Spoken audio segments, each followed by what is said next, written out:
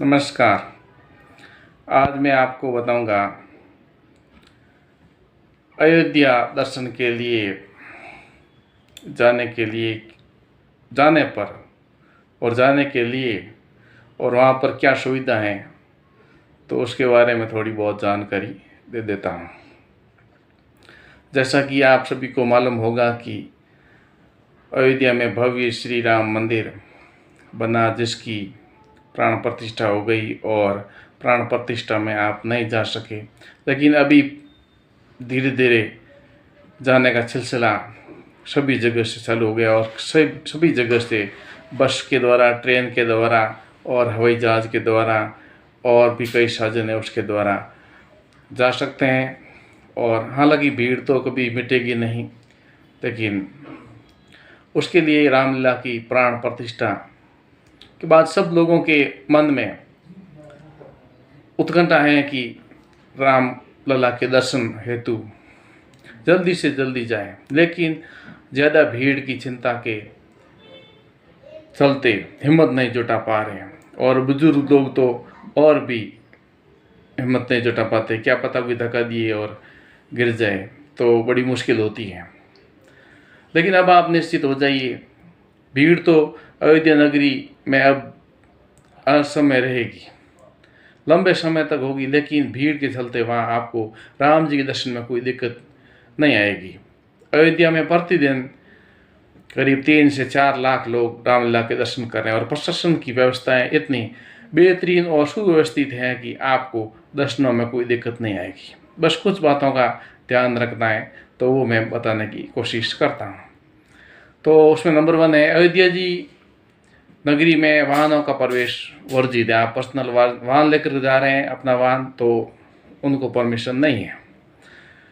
अगर आप अपनी गाड़ी में अयोध्या जा रहे हैं तो आपको अपनी गाड़ी अयोध्या के बाहर ही मेन हाईवे से उतरते ही बनी पार्किंग में खड़ी करनी पड़ेगी और वहाँ से मंदिर करीब 3 किलोमीटर दूर है। पार्किंग के बाहर से आपको ई रिक्शा मिल जाएगा, आपको मंदिर से करीब आधा किलोमीटर पहले उतार देगी और सुरक्षा के चलते रास्ता पर आवाजाही बदलती रहती है, तो हो सकता है कि आपको थोड़ा पैदल चलना पड़े। इसलिए कम समय में 2-3 किलोमीटर पैदल चलने में मानसिक शारीरिक रूप से भी तैयारी होनी चाहिए आपकी, और इतना तो चलना भी चाहिए। अयोध्या जी में बड़ी संख्या में बजट होटल व धर्मशालाएं हैं और सामान्य व्यवस्था में रुकने के लिए कोई दिक्कत नहीं है।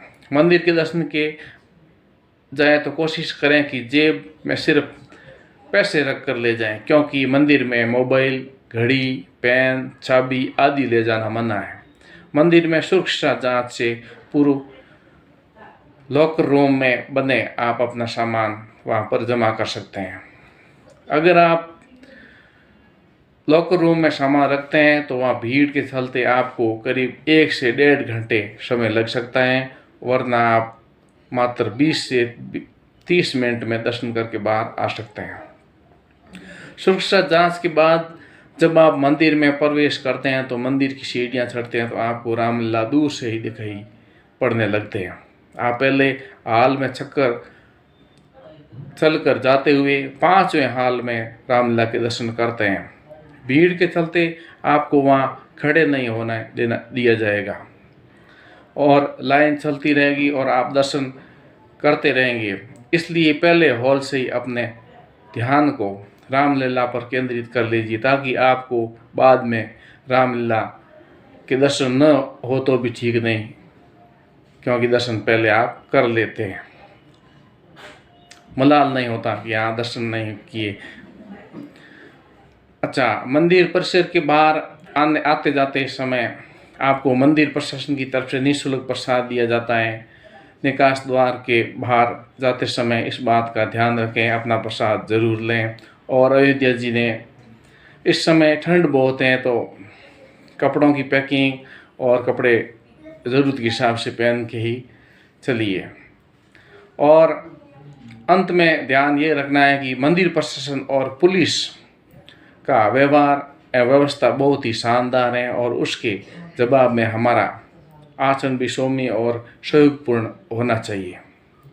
अयोध्या इस प्रकार उत्सव नगरी बनी हुई है, उसी माहौल में, उसी भाव के साथ में बनेगी, व्यवस्थाओं के हिसाब से आचरण करेंगे। तो ऐसा आचरण करेंगे तो आपका रामलला का जो दर्शन का प्रोग्राम है वो सफल होगा। दूसरी ज़रूरी सूचना, कुछ अप्रिय घटना भी हो जाती है तो उसके लिए पुलिस के नंबर 100 रहते हैं हर जगह।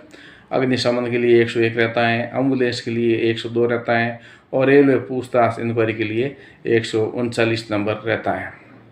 उसके अलावा श्री राम अस्पताल है, बाकी भी बहुत सारे अस्पताल हैं, आँखों का अस्पताल भी है।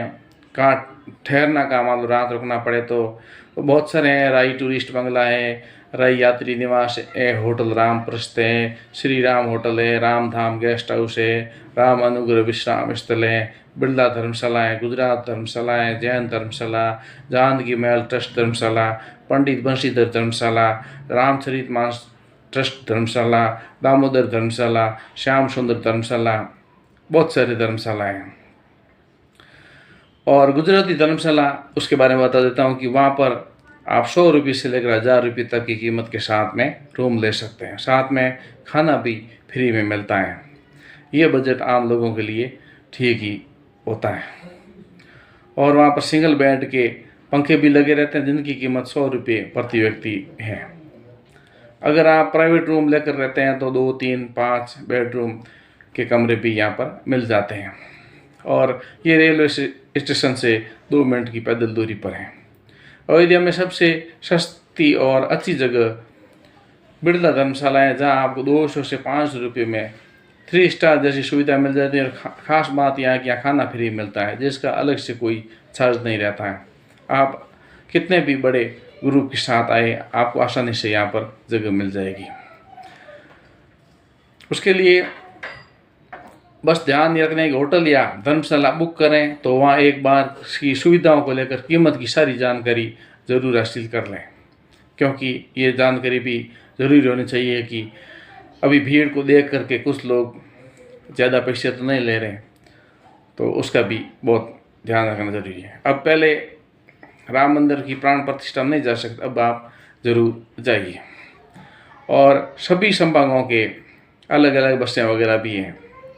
मैं राजस्थान के थोड़ा बता देता हूँ, जिसमें अजमेर, जयपुर, भरतपुर, आगरा, लखनऊ, फैजाबाद और अयोध्या, यहाँ पर सभी संभागों की आने जाने वाली ये गाड़ियाँ हैं राजस्थान रोडवेज की तरफ से।